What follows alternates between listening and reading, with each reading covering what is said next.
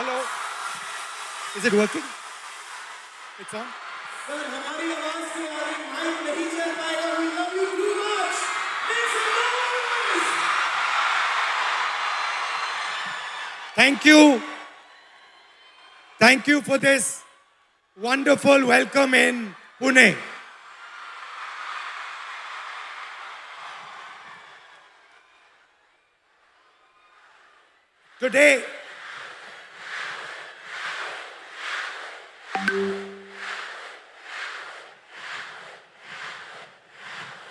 Today, I came to Pune not to give you a lecture, not to tell you what I think, not to talk politics to you, but more to allow you to express yourself, to say what you feel, to say what you think. And what I've done is I've put a little framework, some ideas to allow you to think, express yourself. And we'll discuss some of these ideas with young ladies from the crowd this evening. So I'd like to first of all start by welcoming everybody. सबका मैं यहाँ स्वागत करता हूँ और पहली बार शायद मुझे बॉयज कम दिख रहे हैं या दिख ही नहीं रहे हैं और लड़कियां दिख रही हैं. The idea behind this evening is, as is written over there, break the cage.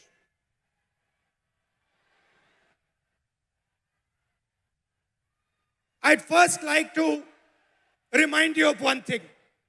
Can I do that? Now, all of you in your lives must have been told many things, nice things, bad things. Many of you must have felt scared. You feel scared sometimes on the street. You do. But I want you to remember one thing. If there's one thing that you remember from this evening, it is this: that every single one of you is unique in this universe. If I was to look for any one of you, I will not be able to find a replica of that person. You are unique, you are special, you're individual, and you have your own dream, your own vision for your life. Am I right or am I wrong? I'm right. Many times, people ask me, what is India's biggest strength? And you get many answers when you ask this question. Somebody will say our economy. Somebody will say our military. Somebody will say our medical system. Somebody might even say our people. But I am very clear on what is India's biggest strength, our biggest asset. And that strength is 70 crore unique journeys, unique imaginations, unique dreams that the women of India are living.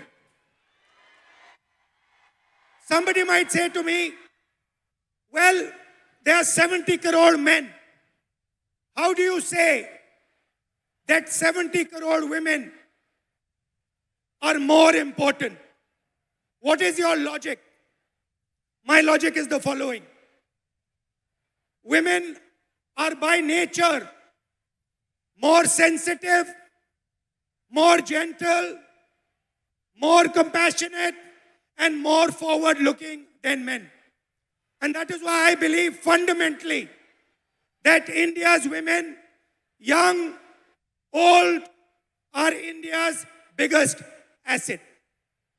Now, एक problem है. बहुत बड़ी problem है. Problem क्या है? Problem है कि whenever I speak to a man, women are put in 3 boxes. You are either seen as a daughter, as a wife, or as a mother. Now, there is nothing wrong with being seen as a wife, daughter, or mother. Nothing wrong with it. But this cannot be your only identity. It cannot be that we have brilliant women who are doing completely fascinating and different things,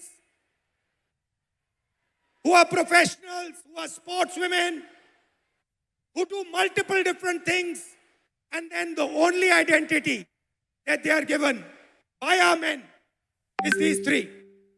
And notice that every single one of those identities has a relationship with a man. So you are either a mother or a wife or a daughter. And I'd like to quote over here the Manusmriti, which says clearly, in childhood, a female must be subject to her father. Meaning, the Manusmriti says, in childhood, a female belongs to her father. In youth, she belongs to her husband. When her lord is dead, she belongs to her sons. A woman must never be independent. This is a direct quote from the Manusmriti. And these words are a shame, because these words should never ever have been spoken. Hello, how are you? Hello.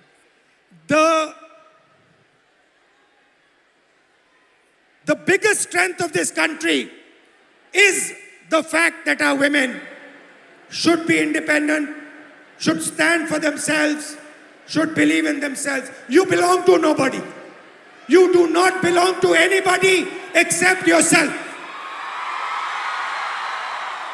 You have a relationship with your father. You have a relationship with your brother. You have a relationship with your husband. You have a relationship with your son. But you do not belong to them. You belong to yourself. And I'd like to listen to you. Hello, थोड़ा sir. आपका opinion सुनना है. थोड़ा परिचय कीजिए अपना. Yes. Hello, I am Advocate Rama Prasad Zavre. I have recently graduated. I'm a lawyer and I will be pursuing masters after this. I have noticed in the last 5 years that I spent taking my degree that women in my field are subjected to such stereotypes that my classmate would not be. They are given opportunities, networking opportunities, and even cases being handed to them only because they are men and they don't have a family. It doesn't matter if they stay home or not. Also, I have heard from my senior that it is a waste spending money on my LLM only because after a few years I won't be practicing and I will be raising a family, and it's really sad to see that my degree is just diminished to a point in my biodata. So when this happens, when you're in an exam at work and you're being told that you're a second-class citizen, that your degree does not matter, a man's degree matters, your degree does not matter, how does it make you feel inside? What do you want to say to India, to your friends here, about how you feel? Because I'm sure a lot of them also feel the same way. Definitely. I want my colleagues, my teachers, my friends to have confidence in me that I won't need to prove that I have that degree. I studied for it, I put my energy, efforts into it, and I will be successful. I don't think I need to prove it to a man. Because Now, this is, I like this. She's saying that why do I need to prove it to a man? Why does a woman 24/7 have to prove to a man that she is good enough? Fundamental question. Would you like to say something about that? Hello, my name is Jnaneshwari. I'm from Pune, Maharashtra itself. I completed my master's in culture, media and governance from Jamia University, Delhi. And I lost my father before 3 years. And after that, he got a cancer. After that, there was so much family pressure, society pressure, community pressure. My dad was a sanitary worker. And I had a huge pressure. You have to do the relinquishment certificate. You have to submit the certificate. You will not. If I'm asking anything in a property or in anything, it's like I'm asking for. I'm asking for like. It's not my right. I'm asking for the. घर में जो भी सारी चीज़ें हैं उसमें मैं हिस्से मांग रही हूँ, हिस्सेदारी मैं कर रही हूँ. As a woman I am asking for a हिस्सा. हाँ, और as a like if is any other man, if my I have my brother and it's his right, but if I am asking it's मैं हिस्सा मांग रही हूँ. If your brother is asking, yes, it's his right. Yeah. And if you are asking, मैं हिस्सेदारी कर रही हूँ घर में. मैं हिस्सेदारी कर रही हूँ. हिस्सेदारी. Okay. Yes. Again, now I'm come back from Delhi and like there is a huge pressure for marriage, and guy want a girl who is look fair, educated, healthy, but he doesn't want the girl like me who wants to pursue his But her career. you're a very beautiful girl. What do you mean he doesn't want a girl like you? Thank you. But they want a girl like me, but they don't want like a girl who is who wants to pursue her career in journalism, in PR, or any social where you connect with the people, or it has a social job.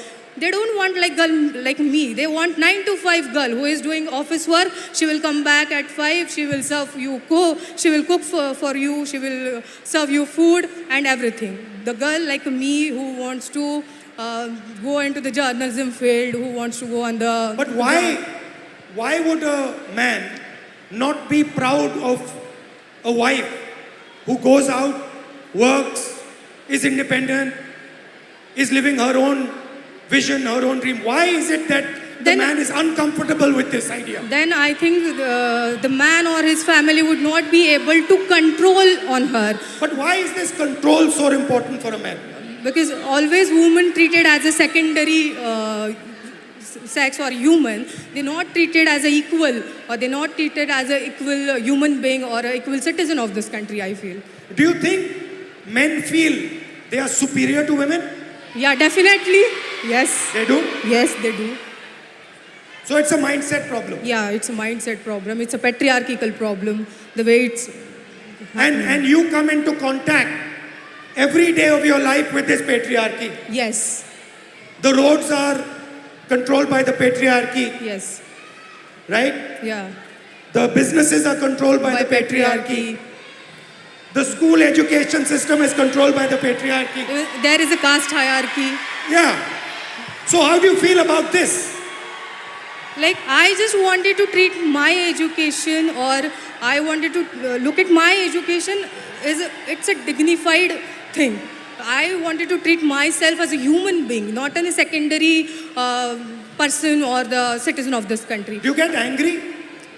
Every day, You every get angry night. that what is going on? How is this Yes. happening? Yes, every day I got angry. Every night I started thinking about this, how it's like this. I'm educated. I completed my masters in Jamia. Still, I'm facing this. I'm an educated one. Still, I have to face this every day, every night, in every table conversation.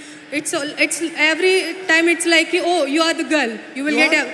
you are a girl, you will get everything. It's not about ki, oh, okay, you are educated, you have your own dreams, you have your own ideology, you can think, you have your own thoughts. It's not never like this. It's always like you are a girl, you are good looking, so any man will get married to you and you will have a good life. Right. Yeah. Well, thank you. Yes. Thank you. Nice to meet you. Thank you so much. Thank you, sir.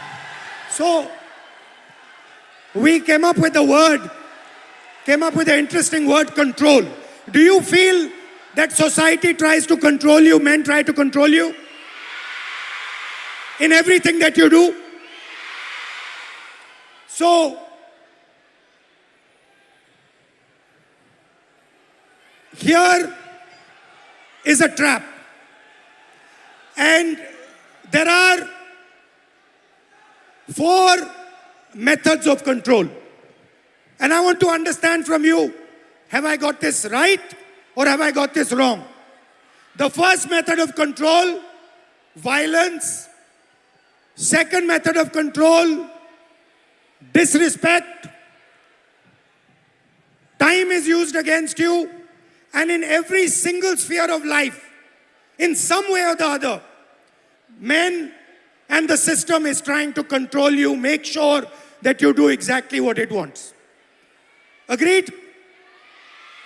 And very interestingly, this oppression is disguised as concern. Ki we are very concerned about you. That is why we need to control you.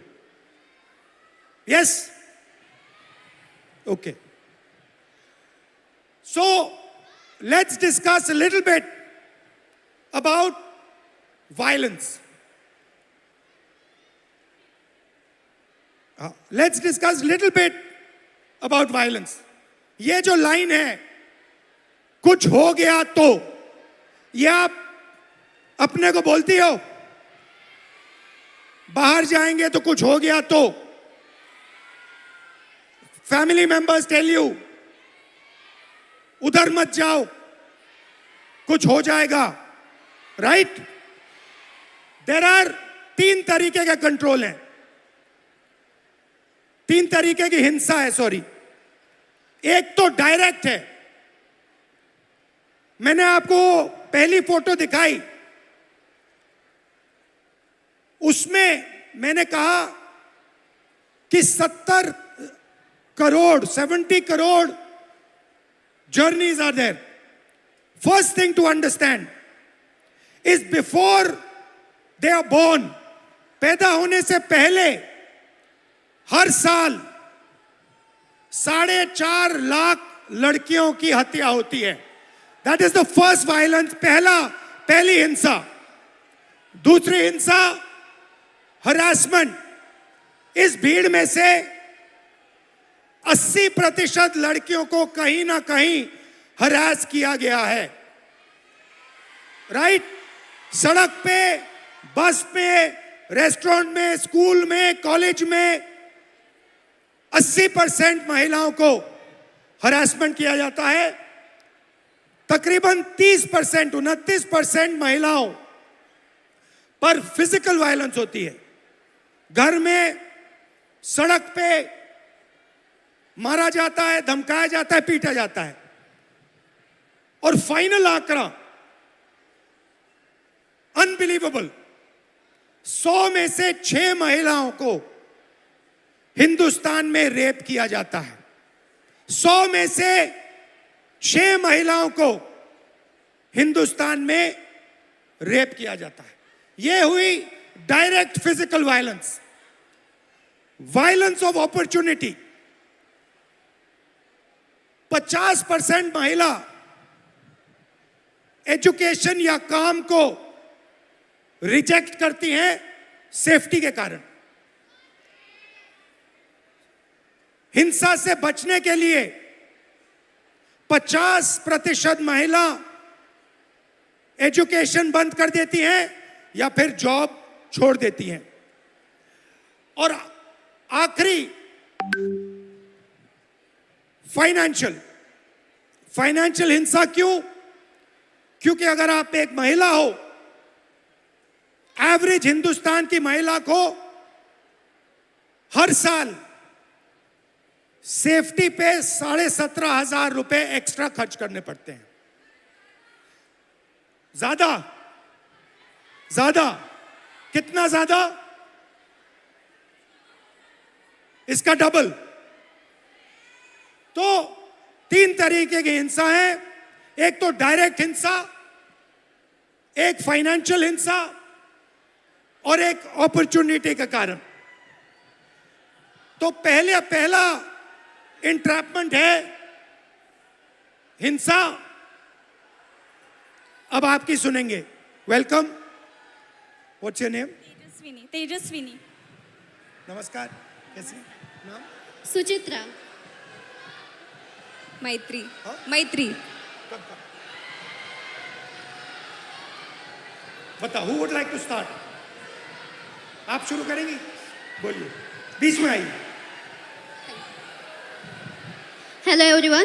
Hello sir. Hello.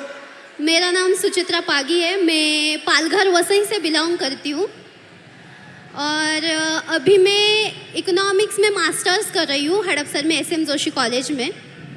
जब हम security की बात करते हैं लड़कियों की, तो खुद के साथ होना और दूसरों के साथ होना बहुत अलग चीज़ है, उसमें ज़मीन आसमान फ़र्क है। जब हम पढ़ते हैं कि न्यूज़पेपर में पढ़ते हैं कि लड़की के साथ लड़की हरेस्ट हुई, उसका रेप हुआ, तो वो बहुत अलग बात होती है कि हम सिर्फ फील करते हैं कि उसके साथ ये हुआ तो वो क्या फील कर रही होगी। जब खुद के साथ होता है तो एक डर पैदा होता है मन में कि नहीं यार, लड़कों से बात नहीं करनी, लड़के बहुत स्केरी होते हैं। तो मेरी 15 साल पुरानी एक स्टोरी है। जब मैं 13 ईयर की थी, सिर्फ 8वीं कक्षा में थी, तो क्या हुआ, मैं 5 किलोमीटर गांव से दूर स्कूल में चल के जाती थी और उस टाइम गाड़ी वगैरह ऐसा कोई फैसिलिटी ज़्यादा नहीं थी। तो शाम को जब स्कूल छूटा तो मैं आई और चौराहे पर 3 लड़के थे। लिटरली वो बहुत ज़्यादा ड्रंक थे और उनका एज भी 25 साल से आगे था। तो कितने थे वो? 3 लोग थे 3 लोग। और वो मैरिड थे और मेरे साइड वाले गांव के ही थे वो आप लड़के। जानते थे उनको? नहीं, हम जानते नहीं थे, लेकिन वो साइड वाले गांव के ही लड़के थे। तो क्या हुआ, उन लोगों ने हमें घेरा, मैं और मेरी दोस्त थी, और उन्होंने हमें छेड़ा। लिटरली मतलब पास आ रहे थे और ऐसे कमर को हाथ लगाना और हाथ लगाने के लिए आ रहे थे। तो मैं बहुत ज़्यादा डर गई कि ये क्या हो रहा है। तो उस टाइम पे समझ में नहीं आ रहा था कि मैं क्या करूँ। तो मैं भाग गई। तो मैंने अपने पापा से कहा। आपकी फ्रेंड भी भाग गई? हाँ, मेरी फ्रेंड मुझे छोड़ के भाग गई। तो क्या हुआ, मैंने अपने पापा से कहा कि पापा मेरे साथ ऐसा ऐसा हुआ। तो वो हमारे साइड वाले गांव के लड़के थे। तो पापा ने क्या कहा कि हम कंप्लेन करेंगे, पुलिस स्टेशन में कंप्लेन करेंगे, लेकिन मैं नहीं आऊँगा, मम्मी को लेके जाओ। तो मैं मेरी मम्मी को लेके गई। क्यों? क्योंकि पापा का मतलब ऐसा वो सोचते हैं कि तुम एक महिला हो तो तुम्हारी माँ जितना तुम्हें जानती है उतना मैं नहीं जानता। तो जब एक लड़की पर बात आती है तब पापा भी माँ को आगे रखते हैं। तो हम पुलिस स्टेशन गए और कंप्लेन की और उनको शिक्षा मिली। उनको बहुत मारा गया, पीटा गया। उनको मारा? हाँ, उन लड़कों को मारा गया, पीटा गया। उसके बाद ना कि मेरे घर वाले, मेरा पूरा गांव मेरे अपोजिट खड़ा हुआ कि ये लड़की है और इसके साथ ऐसा ऐसा हुआ है, तो इसे पढ़ाओ मत, इसे घर में रखो और पढ़ाओ मत, क्योंकि इज्जत चली गई। तो चली गई? हाँ। तो पापा ने कहा कि नहीं, मैं मेरी बच्ची को पढ़ाऊंगा, और उन्होंने मुझे पढ़ाया, बल्कि पुणे में भेजा। और मैं बहुत ज़्यादा डरी हुई थी कि मेरे साथ ऐसा ऐसा हुआ था, तो अब पुणे में भी वैसा ही ना हो। तो मैं 2022 में पुणे में आई। तो जब मैं लाइब्रेरी से आई हॉस्टल में, तो बस PMPL में बहुत ज़्यादा भीड़ थी और मैं गिरने वाली थी। तो एक लड़के ने मेरा हाथ पकड़ा, मुझे खींचा और स्टेबल किया, और आगे एक महिला खड़ी थी, उसके बीच में मैं, और आगे मेरे पीछे वो लड़का खड़ा था। तो लिटरली उस लड़के ने मेरी कमर के इस कोने से लेकर इस कोने तक में हाथ लगाया और मुझे पीछे खींचा। और मैं डर गई। मैंने तुरंत में पीछे मुड़ी और उसके कान के नीचे बजाया और वह सिचुएशन ये थी सर कि वहाँ पर जो लड़कियाँ थी वो कुछ नहीं बोली। और अब जब मैं स्टेबल हुई कि अब नहीं, मेरे साथ ऐसा नहीं होगा, तो अभी रिसेंटली पिछले वीक में मैं अपने घर से वसई से पुणे आई। पुणे स्टेशन से ट्रेन पर मैं उतरी और वहाँ पर एक ड्रंक आदमी था, वो सामने से आया और लिटरली मेरे यहाँ पर ब्रेस्ट के नीचे छुआ उसने। तो मैंने उसके हाथ को पकड़ा और उसे मारा। वहाँ भी महिलाएं थी, वहाँ पे भी लड़कियाँ थी, महिलाएं थी, लेकिन वहाँ भी उन्होंने कुछ नहीं बोला। मतलब ऐसी सिचुएशन है हमारे इंडिया में, महाराष्ट्र में, कि लड़की के साथ ऐसा होता है तो भी कुछ लड़के होते हैं, लड़कियाँ होती हैं, वो अपने बहनों की तरफ नहीं बोलती, वो सिर्फ तमाशा देखती रहती है। तो मुझे यही सबसे बोलना है कि बहनों भाइयों प्लीज़ सपोर्ट करो और अपने सामने कुछ ऐसी सिचुएशन आ रही होगी तो प्लीज़ सपोर्ट करो और उसको बचाओ। मेरे साथ जो हुआ वो किसी लड़की के साथ नहीं होना चाहिए। और मैं बताना चाहूँगी सर कि अभी जो मेरे साथ जो इंसिडेंट्स हुए, तो मैं बहुत ज़्यादा डरती हूँ लड़कों से। मेरे मन में एक डर बैठा हुआ है कि लड़के सब ऐसे ही होते हैं, लेकिन आई एम सॉरी टू से बट सारे लड़के ऐसे नहीं होते ना। Thank you. मेरा नाम तेजस्विनी है। मैं फैशन टेक्नोलॉजी में मास्टर कर रही हूँ, अभी 2nd ईयर में हूँ। मैं एक छोटे से गांव से आती हूँ। हम 4 बहनें हैं और एक छोटा भाई है। मैं आफ्टर 10 जब पुणे आई तो बेसिक तक का एजुकेशन है वो पूरा किया। कुछ रिश्तेदार, घर वाले, मेरी सिस्टर्स की सपोर्ट के बेसिस पे। पर आफ्टर दैट मैं आगे पढ़ना चाहती थी, तो मेरे घर वाले बोले कि अगर तुम्हें पढ़ना है तो अब शादी कर लो और पति के घर जाके जो करना है वो कर लो। देन आई डिसाइडेड कि नहीं, मैं नौकरी करूँगी और पढ़ूँगी। तो अभी 5 साल से मैं नौकरी कर रही हूँ और साथ में पढ़ाई कर रही हूँ। मेरे कुछ मतलब इस स्ट्रगल में मेरे कुछ दोस्तों ने मुझे साइकिल खरीद के दी। तो ये सब मैनेज करते मैं जब साइकिल से ट्रैवल करती हूँ तो मतलब इतना आम हुआ है, इतना नॉर्मलाइज हुआ है कि कोई भी आके कट मार के चला जाता है या फिर कमेंट पास करके चला जाता है या कुछ गाना गाता है जो सेक्सी सॉन्ग हम बोलते हैं वो कर देता है। तो मतलब ये इतना नॉर्मलाइज हुआ है कि मैं अभी रिएक्ट करना भी मैंने छोड़ दिया है, क्योंकि मैं करूँगी तो भी क्या करूँगी। क्योंकि जो मैंने सुना था रेसलर के साथ जो हुआ, जिन्होंने हमारे देश के लिए गोल्ड मेडल लेके आए, उनके जो गुनहगार थे उनको क्लीन चिट दे दी। तो मैं तो एक सामान्य घर की लड़की हूँ जिसको ठीक से सपोर्ट भी नहीं है। और मुझे और एक बात कहनी है, क्योंकि मैं जैसे मैंने कहा गांव से आती हूँ, तो मैंने अपने 10th तक की जो एजुकेशन है वो गवर्नमेंट स्कूल्स में की है, जो कि अभी 90,000 के ऊपर स्कूल बंद हुए हैं। और मेरी सारी बहुत सारी लड़कियां हैं जो वही स्कूल में पढ़ती है और उनका अभी वहाँ पढ़ना बहुत मुश्किल हो जाएगा, क्योंकि कौन सी भी माँ अपनी छोटी सी बच्ची को 10 किलोमीटर आगे नहीं भेजेगी। मेरा 10th तक का हुआ तो मैं यहाँ तक आ गई, पर पता नहीं जिनके स्कूल बंद हुए हैं उनका क्या होगा। तो मेरी बस इतना ही कहना है। Hi, my name is Maitri. I am currently a psychology student studying in Pune University. And I travel by daily commute by public transportation literally almost every single day. And I feel like safety is becoming a very big concern because I leave early and return home late. So it becomes a very... What time? I leave around 8 a.m. and I come home around 9:30 p.m. That is very late for where I live. Yeah. So I feel I coming from an urban city is very probably I don't have to give up my education because of my safety. But the girls from the rural area region have to... their parents prefer that if they have to send their female children out to study, because villages don't really have schools for higher education. They prefer their son goes outside instead of their daughters because it is really safe. And I feel if education, the access to education has to become so difficult. I think it is becoming a barrier for education.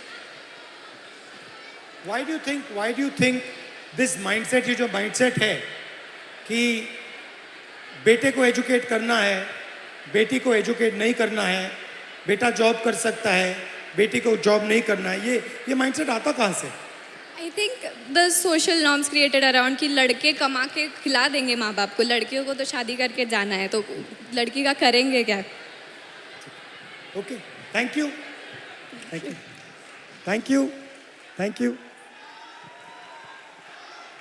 तो next, अभी हमने आपको हिंसा की बात की, अब control की बात करते हैं। लड़की बहुत मॉडर्न हो गई है। 60% हमारी जो लड़कियां हैं, 60% घर से अकेली नहीं जा सकती हैं। अगर घर से बाहर जाना होता है तो किसी के साथ जाना होता है। सेकंड, 45% शादी के लिए या हाउसवर्क के लिए 45% शादी या हाउसवर्क के लिए ड्रॉप आउट करती हैं।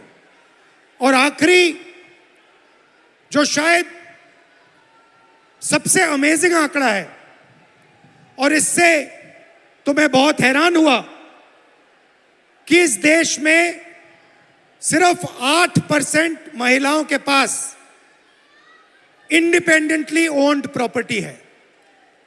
मतलब फाइनेंशियल कंट्रोल,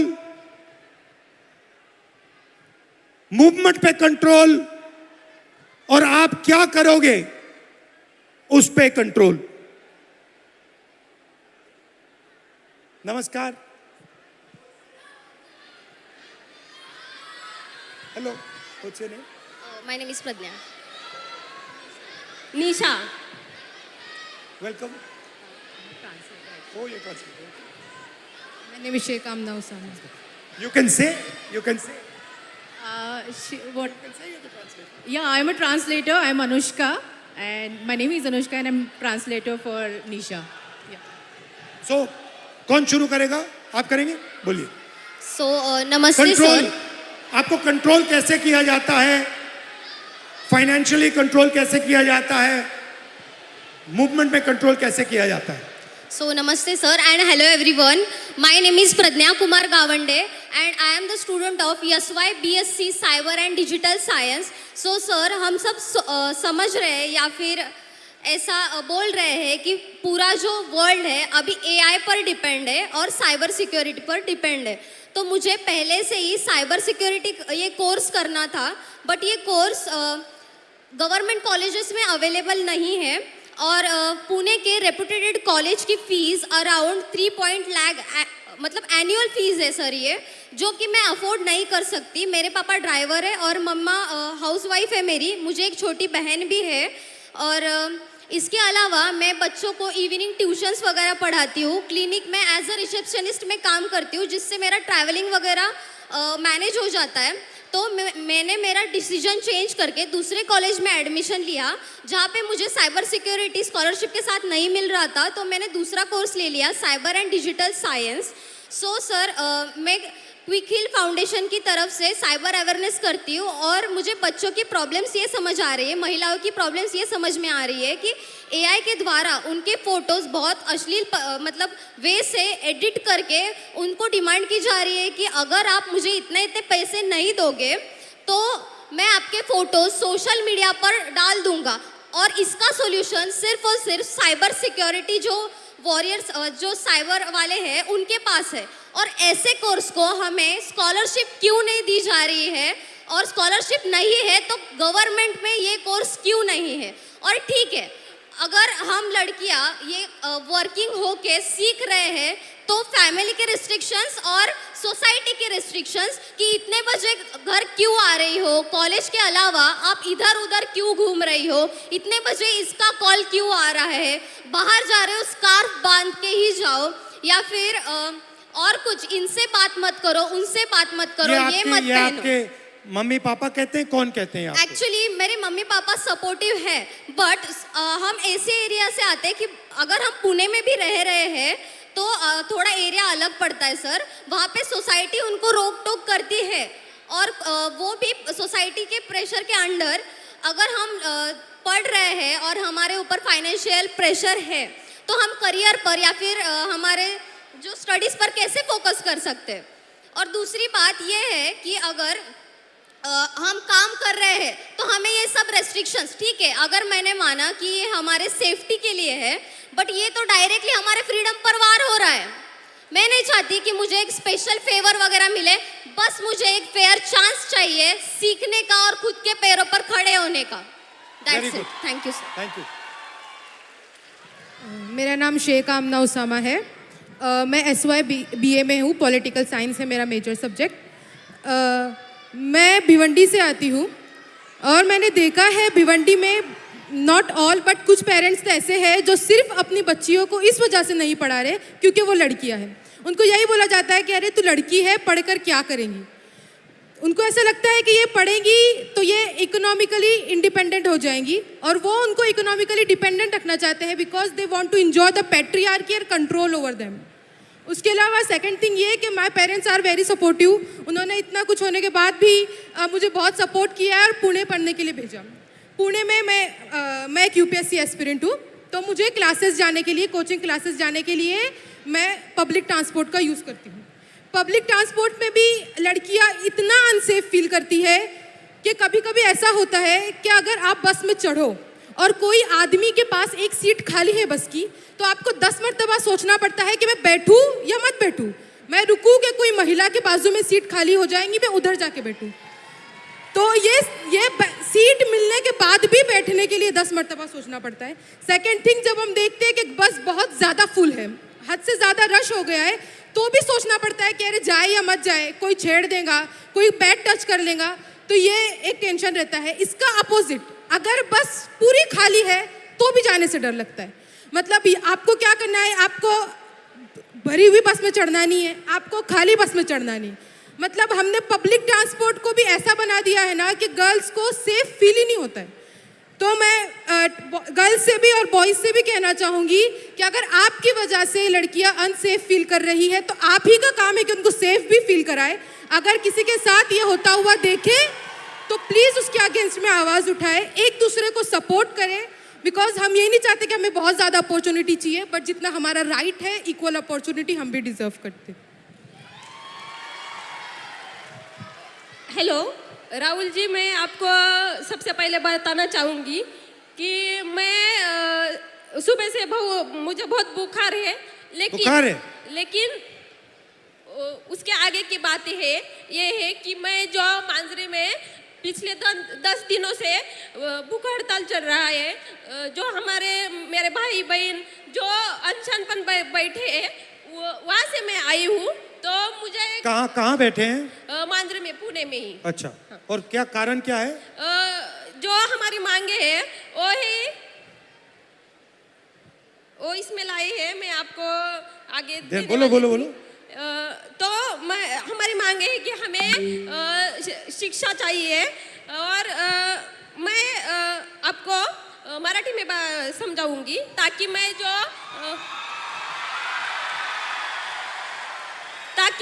मेरी बात है वो अकेली निशा की नहीं है, वो सब ट्राइबल स्टूडेंट की है, पूरे देश की है, पूरे महाराष्ट्र की है। इसलिए मैं आपको मराठी में बात करके बताऊंगी। आम्ही जे उपोषणासाठी बसलेलो आहोत, आमचे भाऊ आणि त्याच्यामध्ये आमच्या 2 बहिणी देखील बसलेल्या आहेत, आणि त्यातलीच एका बहिणीची तब्येत खूप नाजूक झाली, तिला आज हॉस्पिटलमध्ये नेलंय। आणि हे सगळं असताना देखील जेव्हा आमचे प्रतिनिधी मंत्रालयामध्ये गेले तर तेव्हा आमचे जे आदिवासी विकास विभागाचे मंत्री आहेत ते काय बोलले असतील तुम्हाला सांगितलं तर तुमच्या अंगावर काटा येईल।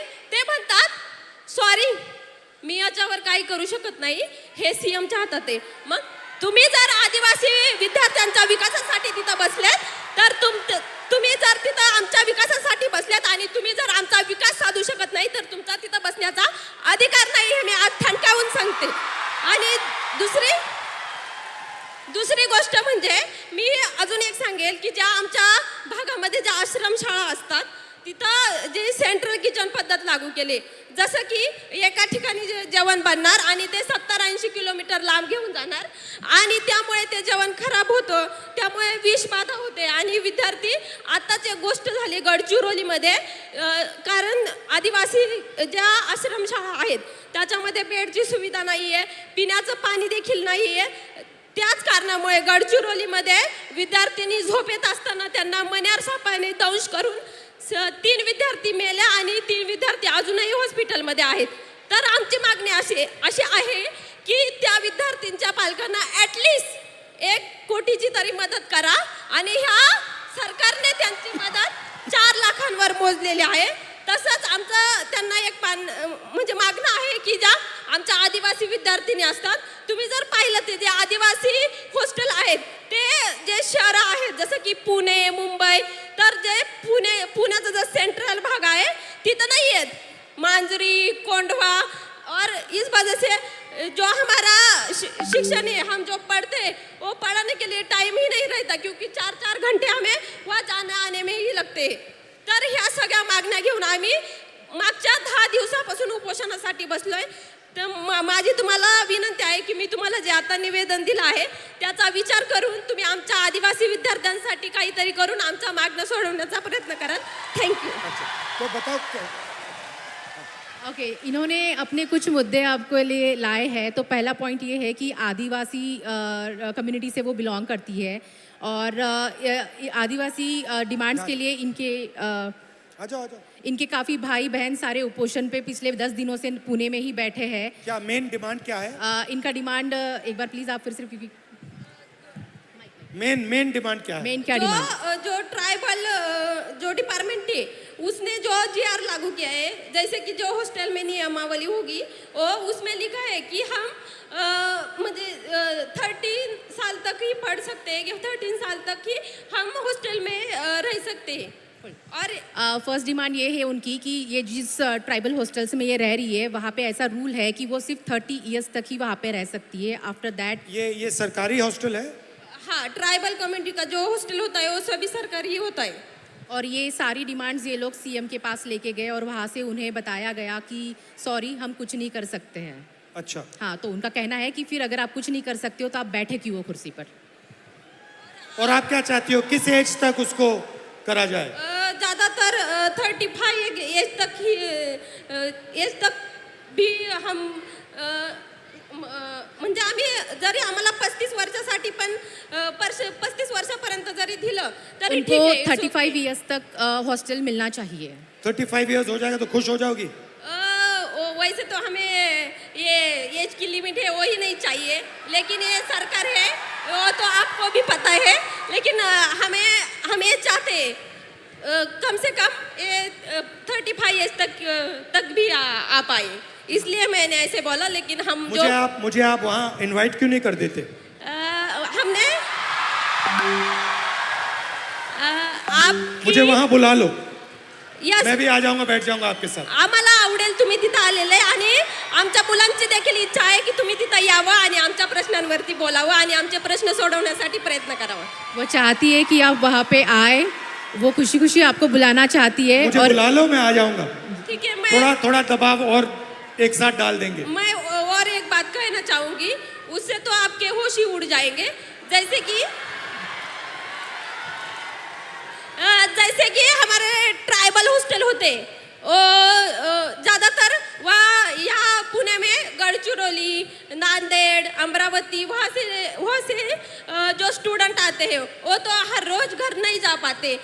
और जुन्नर जो आंबेगांव वो तो लड़कियाँ जाकर आती है, लेकिन वो जो गढ़चिरौली के स्टूडेंट होते हैं वो नहीं जा पाते.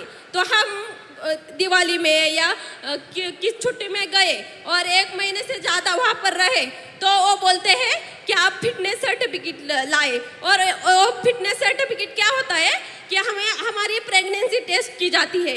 और हम जब इस बात पे आवाज़ उठाते हैं तो वो बोलते हैं कि आपको 1 महीने में, आप शांति से सुनिए क्योंकि ये बात बहुत ही गंभीर है. मैं कहना चाहूँगी कि हम जब ये क्यों करना है? तो वो बोलते हैं आपको 1 महीने में आपको जानलेवा बीमारी हुई तो, और किस संसर्गजन्य बीमारी हुई तो मैं क्या कहना चाहती हूँ उन प्रशासन को कि आप आपकी जो स्कूल है, जो आश्रम शाला है, प्राइवेट स्कूल है, सभी स्कूलों में जो 24 घंटे एक नर्स क्यों नहीं रख पाते? Thank you. थैंक यू, बहुत अच्छा लगा। मुझे बुला लो, मैं आ जाऊंगा, ठीक है? Thank you. तो डिसरिस्पेक्ट की बात करते हैं। लोग क्या कहेंगे? पहली स्लाइड में हमने आपको फिजिकल वायलेंस की बात बताई, रेप की बात बताई, हिंसा की बात बताई, मगर शर्म के कारण 99% of sexual violence cases, rape cases, molestation cases, ये अनरिपोर्टेड जाते हैं। तो वो जो 6% का आंकड़ा है वो एक्चुअली सच्चा आंकड़ा नहीं है। सच्चा आंकड़ा उससे बहुत ज्यादा है, मगर शर्म के कारण अनरिपोर्टेड जाते हैं। 84% महिलाओं को काम करने के लिए परमिशन लेनी पड़ती है। और फाइनल, सैलरीड महिलाएं जो हैं, किसी भी जॉब में हिंदुस्तान में अगर आप सैलरीड महिला हैं तो आपको 25% सैलरी पुरुषों से कम मिलती है। तो ये बात हुई डिसरिस्पेक्ट की। आखिरी, are they coming? Hello. So before we move on, sir, there is someone very, very special who's joining us here today. Okay, okay. And sir, Bhojpuri गानों से पॉलिटिकल सटायर भी करती हैं। Neha Rathore ji is Hello. here. So How Neha are you? Rathore Nice ji, to please see you. join us. Disrespect, आप disrespect की बात करेंगी? जी बिल्कुल, और बिल्कुल डिसरिस्पेक्ट और इज्जत पे हम लोग बात करने आए हैं। तो मैं आप लोगों को बता देना चाहती हूँ, मेरा नाम सर नेहा है, नेहा सिंह राठौर मेरा पूरा नाम है। मैं भोजपुरी में लोकगीत लिखती हूँ, गाती हूँ, और मैं सरकार से उन तमाम मुद्दों पर सवाल पूछ लेती हूँ जो सरकार को पसंद नहीं आते, और बदले में मुझे ढेर सारी गालियाँ और FIR झेलने पड़ते हैं। ये किस बात की इज्जत है भाई महिलाओं की? डेमोक्रेसी में हम अपने प्रधानमंत्री से सवाल नहीं पूछ सकते हैं, तो ये किस बात की इज्जत है?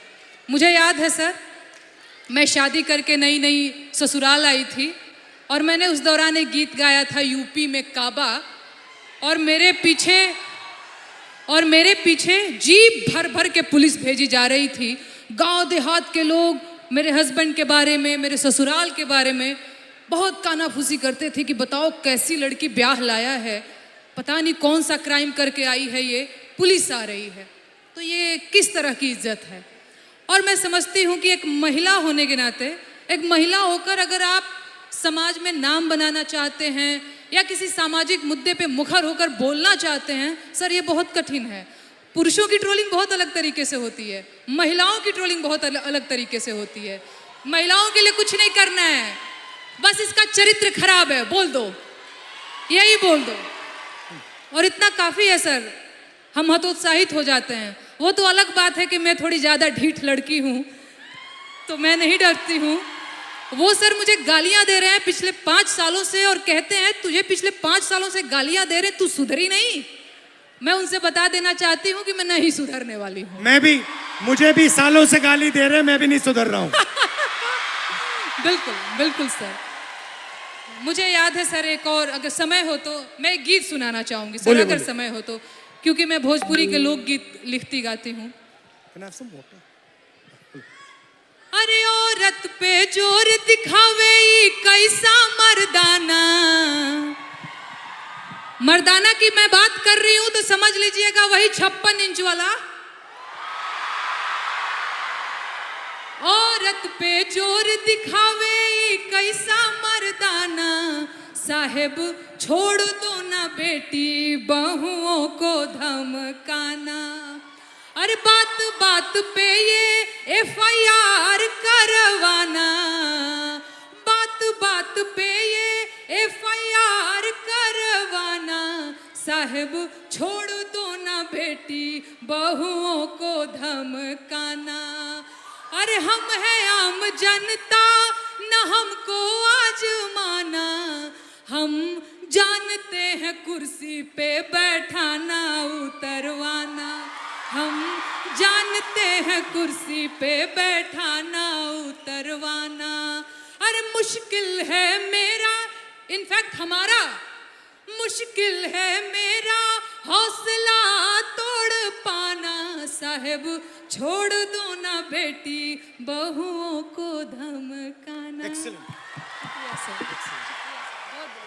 बहुत अच्छा गाया। पानी लेंगे? नहीं sir, thank you. You want और कुछ बोलेंगे? और एक गीत सुना दूं सर, अगर आपके पास? हाँ हाँ। सर महिलाओं की बात हो रही है, लेकिन एक और चीज़ जो मुझे लगता है इस देश में इस समय अल्पसंख्यकों के खिलाफ एक नैरेटिव सेट करने की कोशिश की जा रही है, जो बहुत गलत है। उनकी वतन परस्ती पे बात आ गई है, उन्हें आतंकवादी कहा जाता है, उनके देश प्रेम पर सवाल उठता है, तो ये गीत बहुत ज़रूरी हो जाता है सर। मैं ये गीत गाना चाहती हूँ। अरे तुम सा कोई झूठा और बेईमान नहीं है। झूठा बेईमान बोल रही हो तो समझ में आ रहा है? हो तुम सा कोई झूठा और बेईमान नहीं है, किसी एक की बपौती हिंदुस्तान नहीं है। हो जब हिंदू मुसलमान खेले खून की होली, आबिद हसन बोले जय हिंद की बोली। अबुल कलाम आजाद की जमीन यही है, ब्रिगेडियर मोहम्मद उस्मान यही है, अब्दुल हमीद अशफाकुल्ला खान यही है, किसी एक की बपौती हिंदुस्तान नहीं है। तुम सा कोई झूठा और बेईमान नहीं है, किसी एक की बपौती हिंदुस्तान नहीं है। शुक्रिया सर, शुक्रिया, शुक्रिया सर।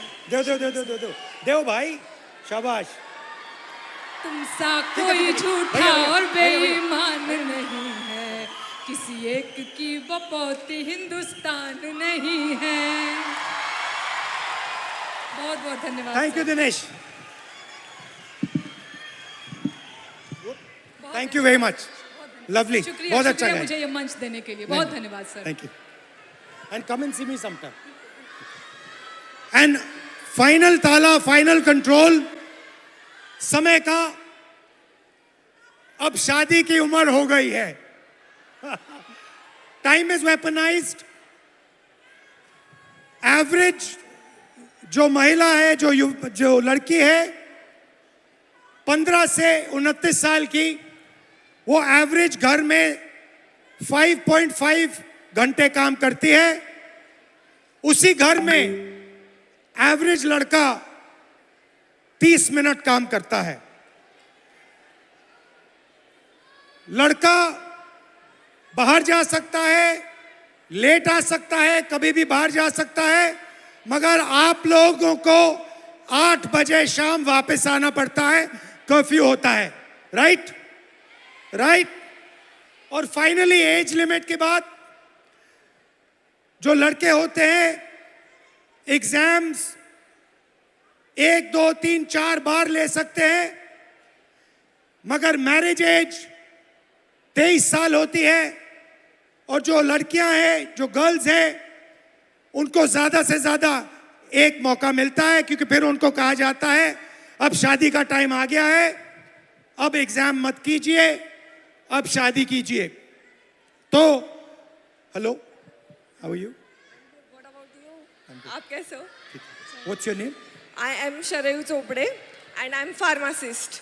एंड आज यहाँ पर मैं सारे MPSC एस्पिरेंट की आवाज़ बन के आपके सामने आई हूँ। बताइए।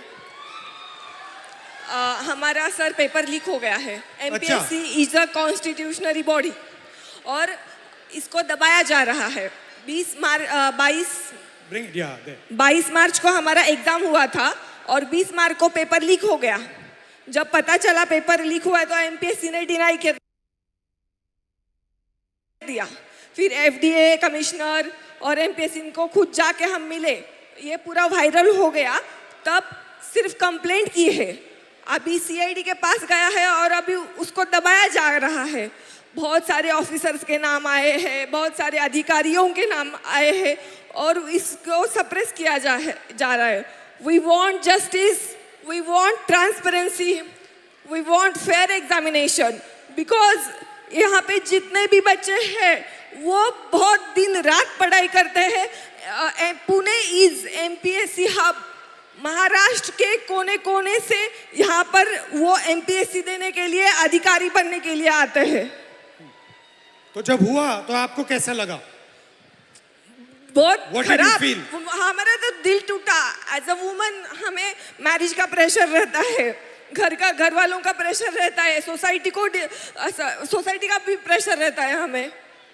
और जब पेपर लीक होता है तो लड़कियों पर असर अलग होता है, पुरुषों पर अलग होता है, क्योंकि आपकी डेडलाइन होती है, उनकी डेडलाइन नहीं होती है। हमारा तो पूरा करियर खत्म होने के चांसेस रहते हैं 100%। सर ये पेपर लीक कितने हो क्यों रहे हैं?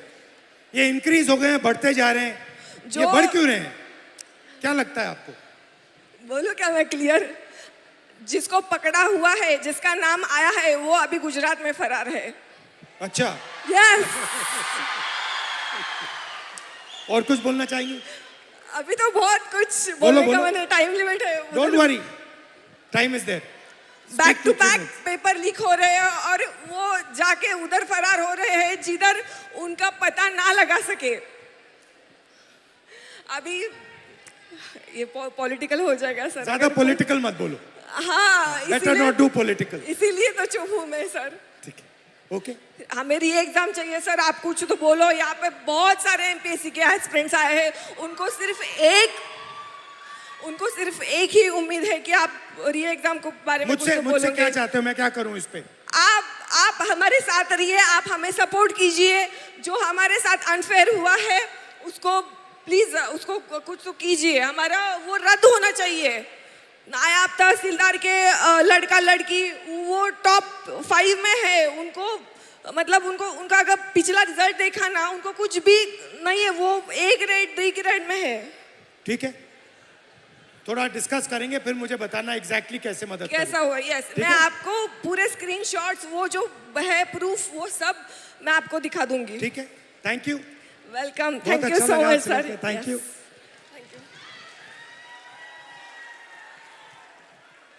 तो शुरुआत में मैंने कहा कि एक माइंडसेट है, मनुस्मृति का माइंडसेट, महिलाओं को दबाने का माइंडसेट। और मैं थोड़ी छोटी सी वीडियो आपको दिखाना चाहता हूं और फिर इसके बाद आपसे एक सवाल पूछना चाहता हूं।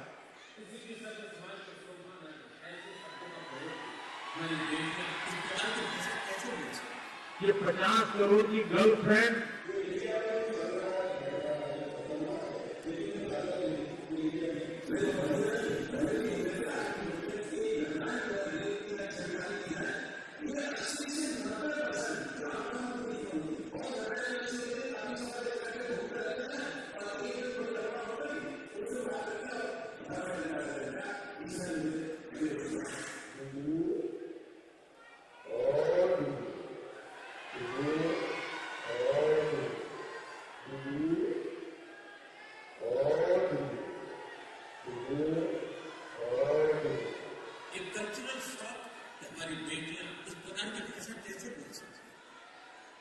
तो मेरा सवाल है और आपसे सवाल है कि जंतर मंतर में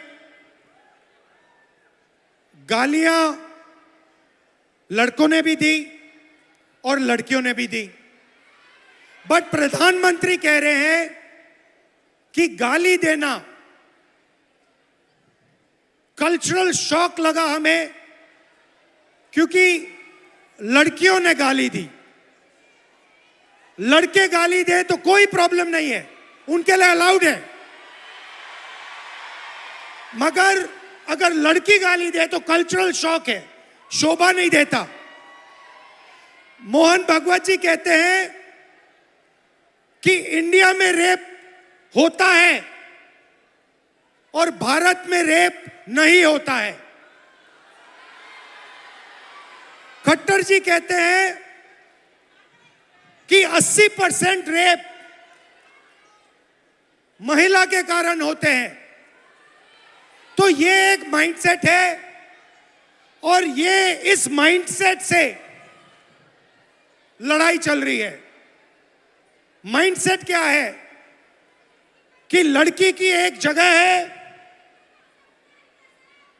वो पिंजरे में बंद होनी चाहिए, उसका कंट्रोल रहना चाहिए, उसको काम नहीं करना चाहिए और लड़कों को फुल फ्रीडम मिलनी चाहिए।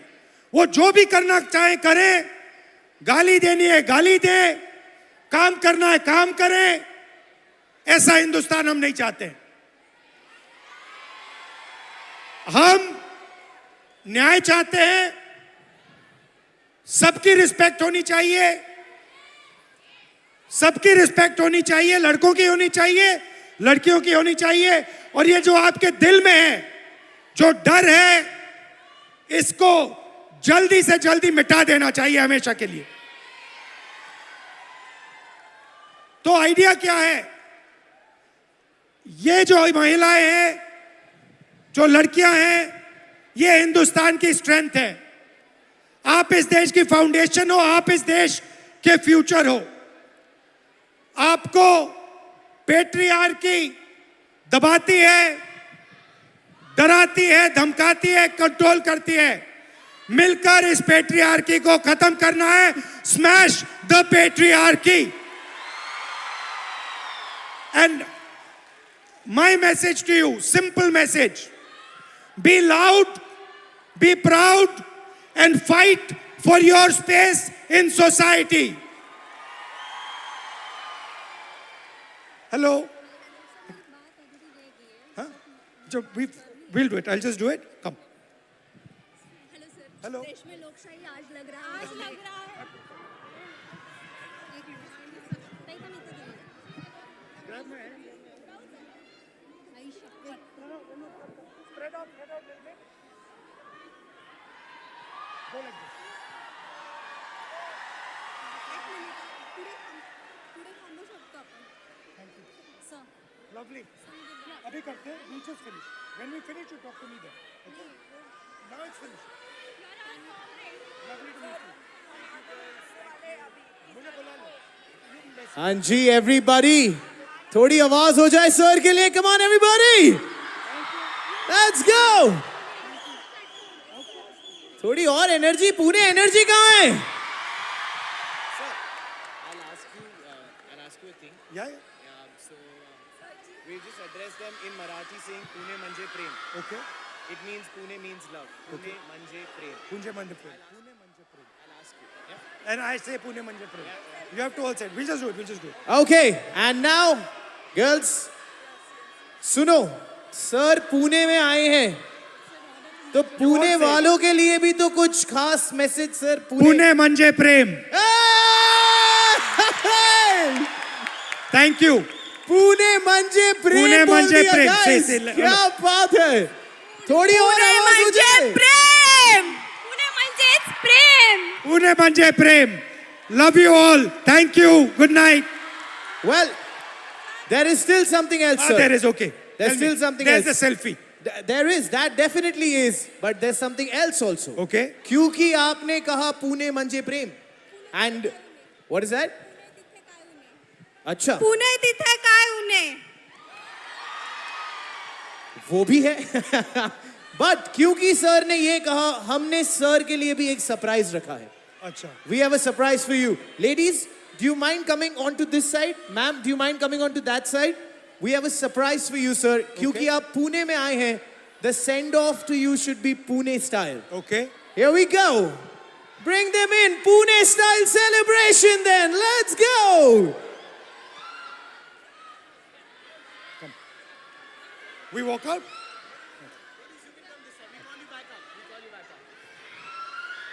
पुणे रेडी हो? पुणे स्टाइल के लिए? All right, sir. Here's a surprise for you. 3, 2, 1.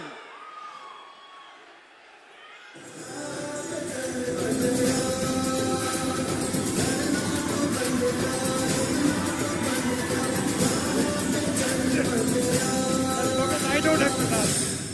हम आग नहीं उजाला बनना चाहते हैं, हम शोर नहीं आवाज बनना चाहते हैं, हम भीड़ नहीं एक पहचान बनना चाहते हैं.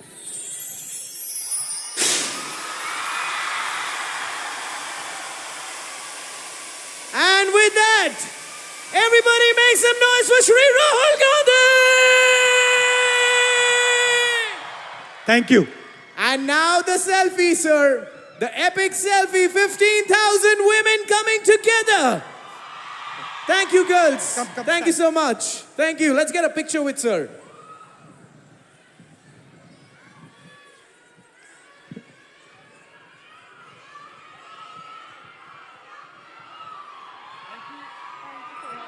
I got worried. I thought you were going to make me dance. No. Panic. Thank you. Yeah. And now, Thank you. and now, सब तैयार हो जाओ सर के साथ सेल्फी के लिए एवरीबॉडी. सारे मोबाइल फ्लैशलाइट ऑन, सारे के सारे. सर, पिछली बार आपने पिंक शर्ट पहना था, ये तो जलजला मच गया था. इस बार yellow is the season. I am sure पूरा इंडिया ये भी फॉलो करने वाला है. Let's get a nice selfie now everybody, come on. Here we go. Very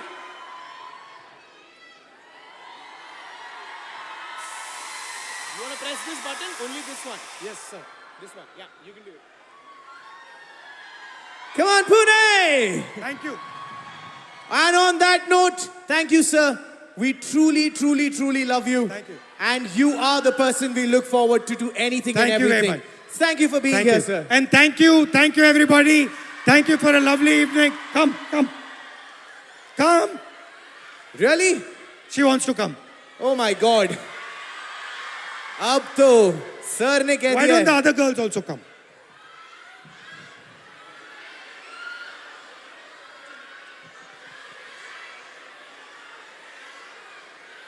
ऐसे ही नहीं कहते कि सर बड़े दिल वाले हैं. सारे आ गए. Everyone is here. Come on.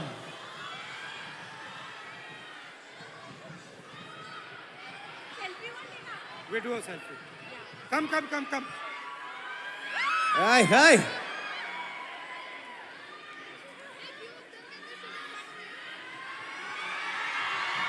What's your name?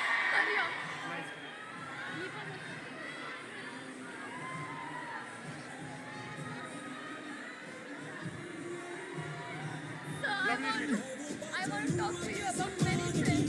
So lovely.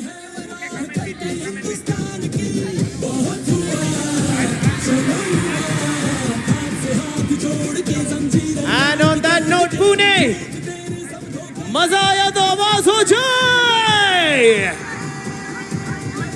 एक कल्चरल शॉक. हमारी बेटियां इस प्रकार की भाषा कैसे बोल सकती? क्या बेहतरीन दिन रहा है सारे लड़कों को वहां पे. Thank you brothers. Thank you. Good night.